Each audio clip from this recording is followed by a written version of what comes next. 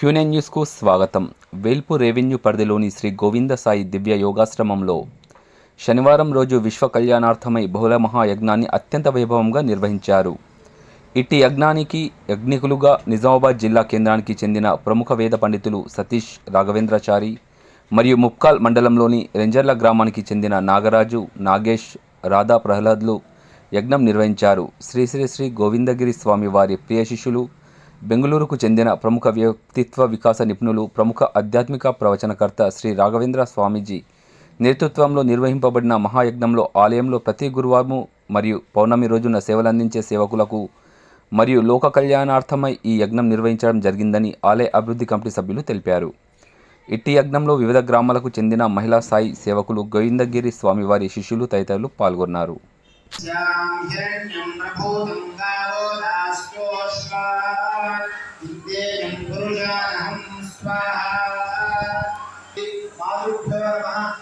మాటలు తల్లి మాతృభ్యో నమః, పితృభ్యో నమః, ఆచార్యేభ్యో నమః అని చెప్పడం జరిగింది. అందువల్ల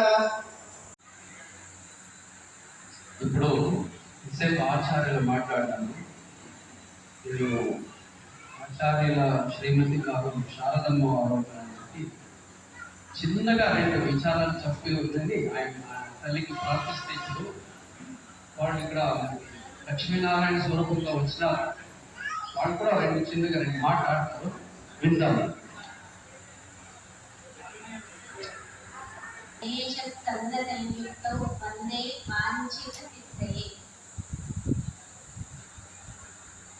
మీరందరూ ఇక్కడ వచ్చినారు కదా, ముఖ్యంగా మీరు మీ భర్తల అనుమతి తీసుకొని వచ్చినారా లేక కోర్టు నుండి వచ్చినారా?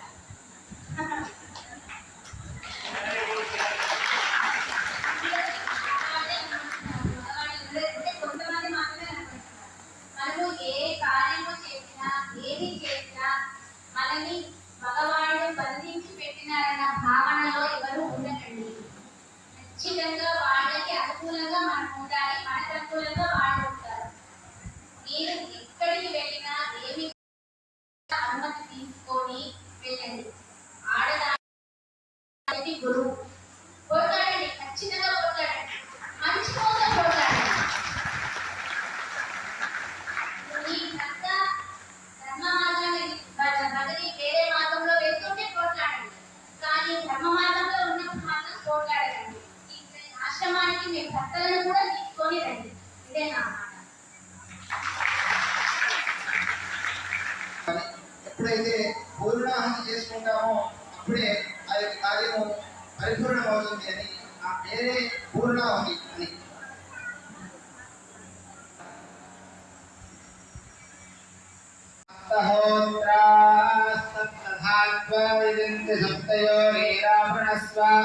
హృదయ స్వాహా అక్కయే సప్తపదైరన్నమః పూర్ణాహుతిర్భవతి సర్వం వై పూర్ణాహుతిః సర్వమేవాప్నోతి అదో ఇయం వై పూర్ణాహుతిః తస్యామేవ ప్రతిష్ఠతి.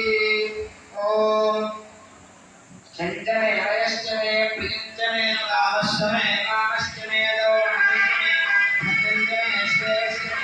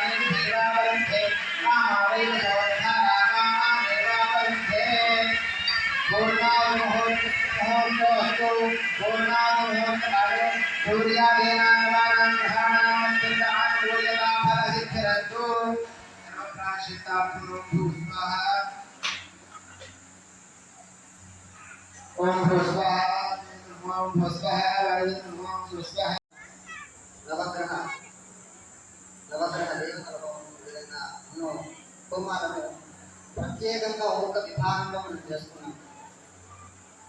అయితే ఇది మన ధర్మం. భగవంతుడు భగవద్గీతలో చెప్పిన ప్రకారంగా సధర్మే నిధనం శ్రేయ పరధర్మో భయావహ అని చెప్పారు భగవద్గీత. మనం ఆచరిస్తూ ఒకవేళ ఒకరోజు తినడానికి తిండి లేకుండా ఉపవాసంలో ఉన్నా మరణించినా కానీ మన ధర్మంలోనే మరణించాలి, కానీ ఇతర ధర్మాలు వెళ్ళకూడదని భగవంతుడు చెప్పాడు. అంటే అనంతమాత్రమైన విధంగా భగవంతుడు ఎవరినైనా ఉపవాసం పెట్టాలంటే అసత్యంలో ఇక్కడ ప్రత్యక్షంగా కనిపిస్తుంది. ఉదయం స్వామివారు అందరినీ ఉపవాసానికి రమ్మన్నారట. వచ్చిన వెంటనే అందరికీ అక్కడ ఆ ఫలహార వ్యవస్థ చేసినారంటే అది గురువుల యొక్క అనుగ్రహం. ఇక ఇంకో గమ్మత్ ఏంటంటే ఎన్నో ఆశ్రమాలు ఒక వ్యక్తి ఉన్నంత కాలం అవి విరాజిల్లుతూ ఉంటాయి. లేదా అంటే ఒక ఇంట్లో ఒక పెద్దవారు ఉన్నారంటే చాలా అన్ని వ్యవస్థలు జరుగుతుంటాయి. ఆ వ్యక్తి పక్కన జరిగిన తర్వాత అక్కడ ఉన్నప్పుడు ఆ వ్యవస్థ ఏ విధంగా జరుగుతుందో అదే విధంగా జరగాలని ఎక్కడ నియమం లేదు. కానీ చాలా ఆశ్చర్యం వేస్తోంది. ఇంకెవరైనా స్కూల్లో పిల్లలు ఉండొచ్చు. మనం స్కూల్లో ఉన్న పిల్లలు ఒక 40 మంది పిల్లలు, ఒక 50 మంది పిల్లలు ఒక క్లాస్లో కూర్చోని పెట్టాలంటే తన ప్రాణం కోల్పోతుంది మనకి. కానీ ఇంత చౌకట్టుగా గురువుగా ఇక్కడ కూర్చోమన్న తర్వాత అలాగే కూర్చోవడము, వెళ్ళిన తర్వాత ఒకవేళ బయటకు వెళ్తే తిరిగి వచ్చి అదే స్థానంలో కూర్చోవడం అంటే అది కేవలం ఆరోగ్యంగా చెప్తున్నారు అని అనుకున్నారు, సంతోషం. అంతేకాక వారి వెనుక ఉండి గోవిందుని స్వామి చేయిస్తున్నారు. ఎందుకంటే ఒక వ్యవస్థ నిశ్చట్టుగా జరగాలంటే వారి ఆత్మ ఇక్కడ తిరుగుతోంది. వారు మనకు భౌతిక శరీరంలో మనకు కనిపించకపోవచ్చు, కానీ ఆధ్యాత్మికంగా వారికి ఉండడానికి మీరందరే కారకాన్ని కనుక ఖచ్చితంగా ఇదే ధర్మంలో ఉంది. ఎందుకంటే కొంతమంది నిజంగానే మాట ఈరోజు ఇన్ని దేవతల అజ్ఞానంలో శ్లోకం చెప్పండి సార్, అంత గట్టిగా చెప్పండి. అజ్ఞానాంత విముక్తాయ అజ్ఞానాంత విముక్తాయ అజ్ఞానాంత విముక్తాయ అజ్ఞానాంత విముక్తాయ మహాత్మనే సూర్యాతీత మహాత్మనే జ్ఞానయోగ ప్రదాయాస్తు జ్ఞానయోగ ప్రదాయాస్తు శ్రీ శ్రీ గోవిందగిరియే నమః. శ్రీ శ్రీ గోవిందగిరియే నమః.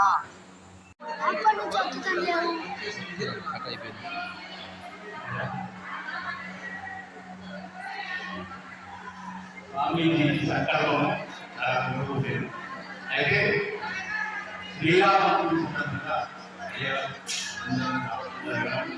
ఇది వ్యాసంగా జరిగిన సంఘటన.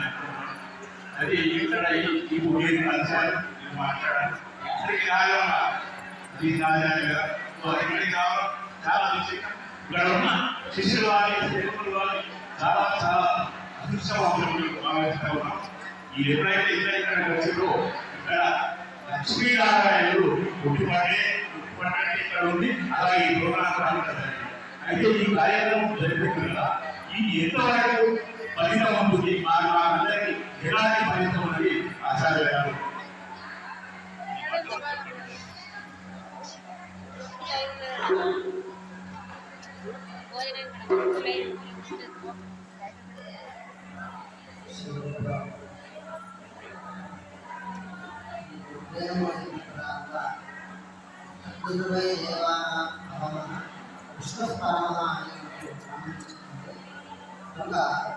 సకల దేవతల్లో శ్రేష్ఠమైనటువంటి వాడు శ్రీ అయితే అవమాని అంటారు.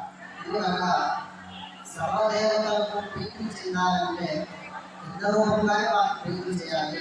కనుక ఏ యజ్ఞం చేసినప్పుడు కూడా వారికి మనం ఎలా చేరవేయగలుగుతామంటే అన్ని ద్వారానే చేయగలుగుతాం. కనుకనే ఆ సందర్భాన్ని విశేషంగా యాగం చేయబడింది. ఆ యాగం ద్వారా సకల ఎప్పటికప్పుడు వార్తలను వీక్షించేందుకు Q9 న్యూస్ ని సబ్స్క్రైబ్ చేసుకోండి, లైక్ చేయండి, షేర్ చేయండి. విలువైన సమాచారాన్ని ముందుగా మీరే తెలుసుకునేందుకు బెల్ బటన్ ని క్లిక్ చేయండి.